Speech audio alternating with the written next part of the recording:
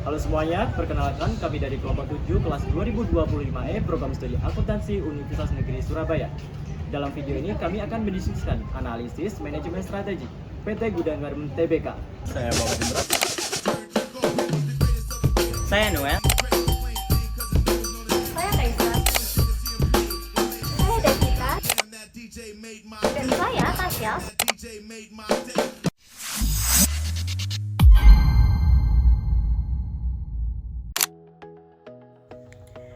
Selama lebih dari 66 tahun, PT Gudang Garam Tbk terus menjadi bagian dari perjalanan industri di Indonesia.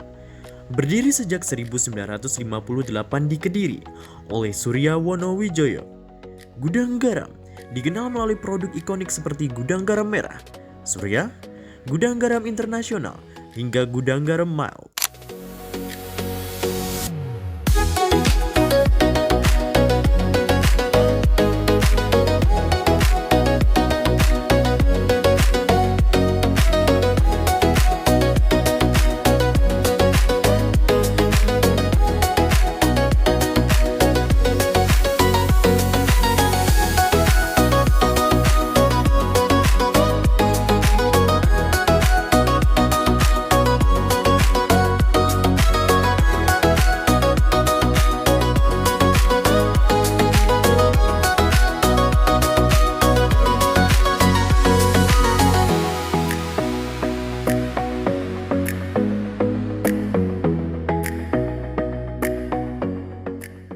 Oke, kita mulai dari lingkungan luar.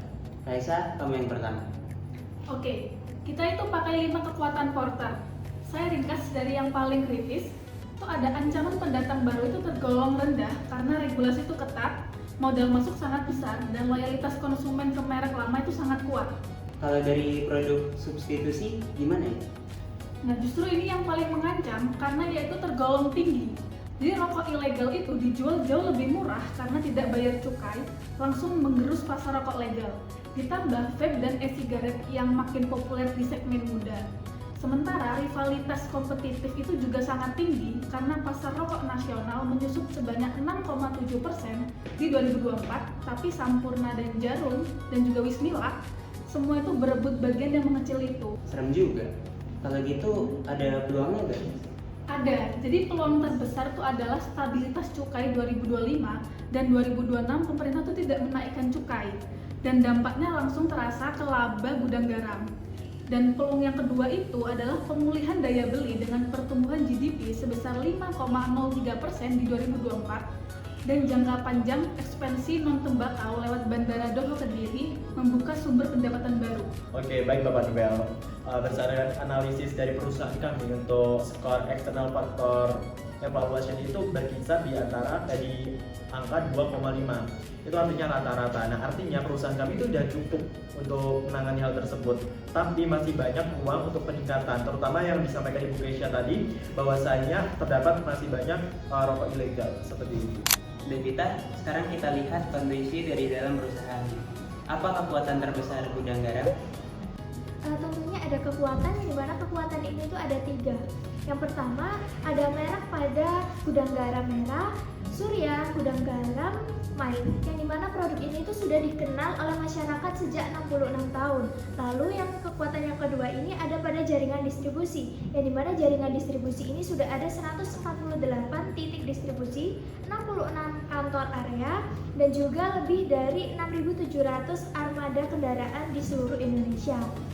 Tentunya Bapak yang kekuatan ketiga ini pada posisi keuangan. Posisi keuangan ini tuh masih sehat, yang dimana debt to equity rasionya itu turun drastis sekitar 5,9% pada tahun 2023 menjadi 20,3% di tahun 2025. Selain itu juga perusahaan ini tuh mempunyai integrasi vertikal dengan produksi kemasan, pengolahan tembakau, dan juga distribusi lainnya. Semuanya itu dilakukan secara sendiri, Bapak, seperti itu.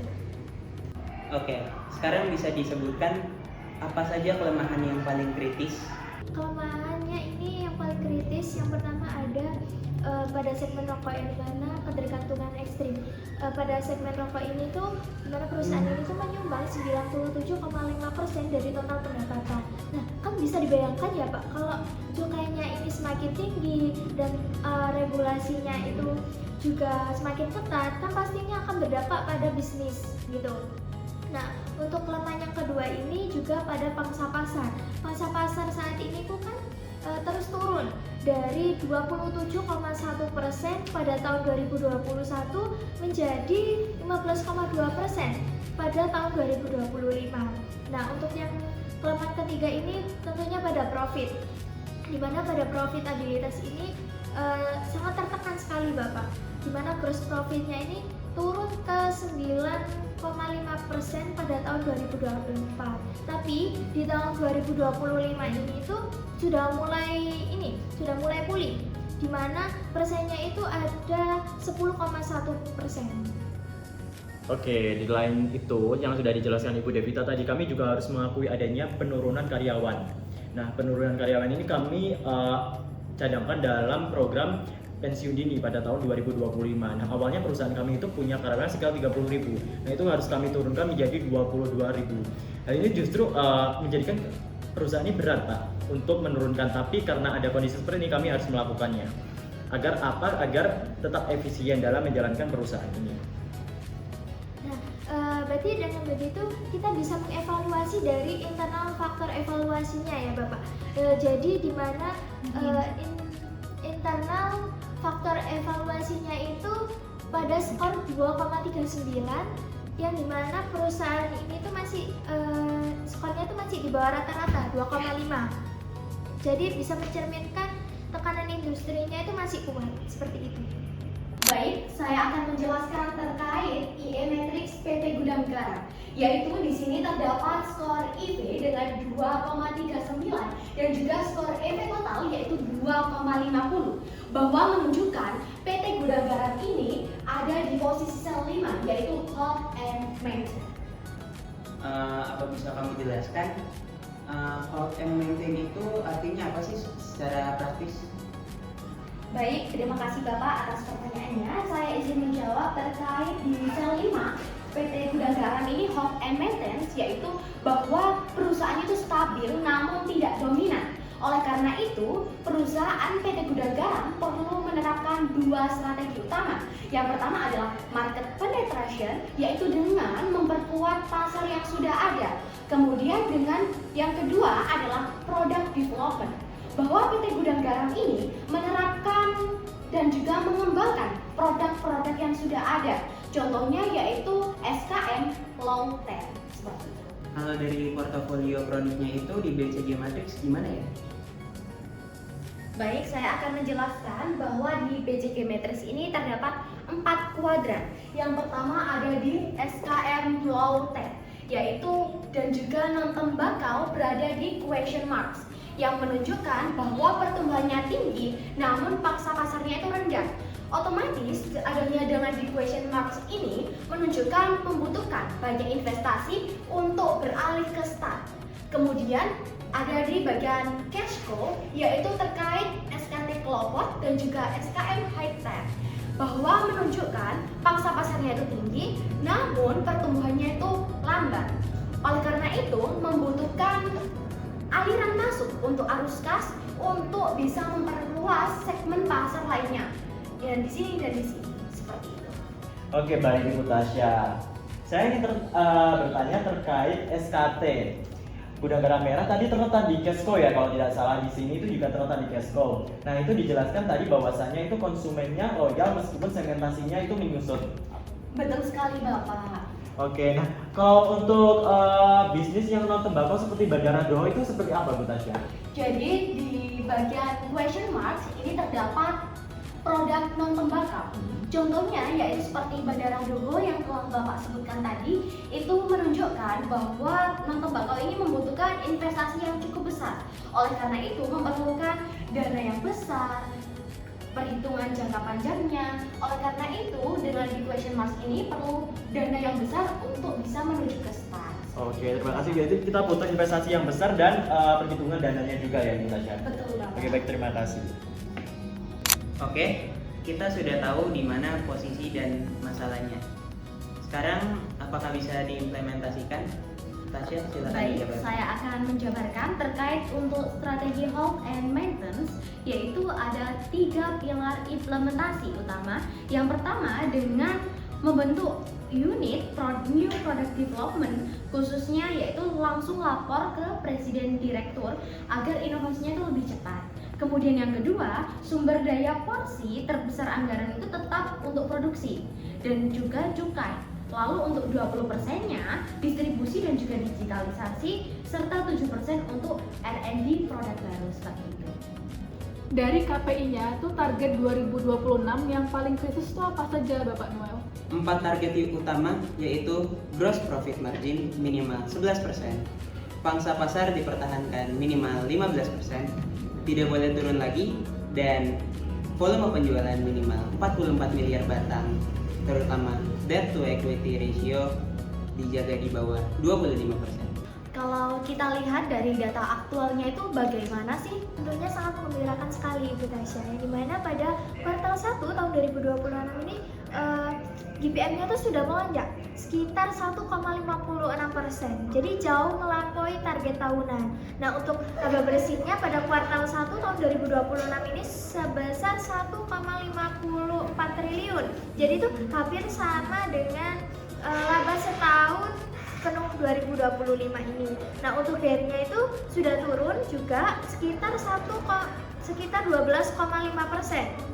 Dan untuk current ratio-nya sendiri itu juga sekitar 590%. Jadi bisa kita lihat bahwa sinyal pemulihannya itu sangat kuat seperti itu. Tapi ada yang masih perlu dikoreksi ya? Betul Bapak Noel, jadi ada 3 tindakan korektif prioritas. Yang pertama itu ada pangsa pasar yang masih perlu ditinjau ulang, strategi harga dan percepat produk baru di segmen lokal. Dan yang kedua itu ada intensifikan efisiensi biaya 3-5% per tahun lewat digitalisasi dan otomasi. Dan yang terakhir itu ada akselerasi disertifikasi bandara Doho itu harus dipercepat agar pendapatan non tembakau itu bisa mencapai minimal 5% dari total revenue dalam waktu 3 tahun. Oke, Bapak Noel, saya izin berdiri ya. Jadi dari perusahaan kami di PT Gudang Garam ini, kami juga aktif di gabungan Perserikatan Pabrik Rokok Indonesia dan berkolaborasi dengan pemerintah untuk kebijakan bea cukai yang berkelanjutan. Nah, kami juga sangat mendukung adanya penindakan yang namanya rokok ilegal. Begitu. PT Gudang Garam memiliki fondasi yang kuat, merek ikonik 66 tahun, jaringan distribusi yang luas, dan posisi keuangan yang terus membaik. Tantangan memang berat, tapi pemulihan kuartal 1 2026 membuktikan bahwa strategi kami yang cukup berhasil. Secara eksternal, ancaman terbesar datang dari rivalitas ketat dan rokok ilegal. Tapi peluang dari stabilitas cukai dan pemulihan daya beli ini sangat nyata dan bisa dimanfaatkan. Kekuatan merek dan distribusi menjadi senjata utama. Kelemahan terbesar ketergantungan pada satu segmen yang harus diatasi dengan inovasi produk dan diversifikasi yang konsisten. Jadi terkait di posisi IE Matrix, yaitu menunjukkan dan juga bahwa PT Gudang Garam ini berada di posisi sel 5, yaitu Health and Maintenance, yang menunjukkan bahwa perusahaan perlu melakukan yaitu market development dan juga market penetration, seperti itu. Data evaluasi membuktikan pemulihan nyata. Dengan eksekusi dan kepemimpinan adaptif, Gudang Garam memiliki modal kuat untuk menavigasi masa transisi industri rokok di Indonesia. Terima kasih kepada Ibu Dr. Ika Permatasari atas bimbingannya.